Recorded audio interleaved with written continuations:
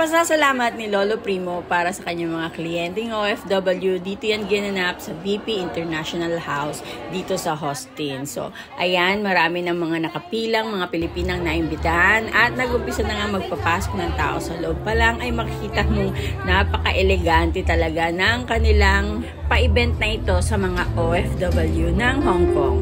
Pagkaupo pa lang namin ay may natanggap na agad kaming munting bag na ito mula kay Lolo Primo at keychain. May nagsaserve na rin agad ng inumin tulad ng orange juice, soft drinks sa aming mga OFW habang nakikinig kami ng live band at inihintay ang iba pang guest ni Lolo Primo. Nag-perform din ang mga winners ng Star Search Season 8 ng Prime Credit. Nakakatuwang isipin na ang isang loan credit company ay mag-isip ng mga ganitong pa-event para sa amin na maibalik ang pasasalamat sa amin dahil sa pagtangkilik namin sa kanila.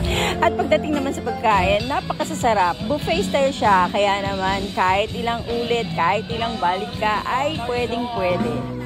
At nagparapol din si Lolo Primo para sa kanyang mga apo ng mga gadget tulad ng power bank, earphones, soundbar, watches, cellphone, at cash.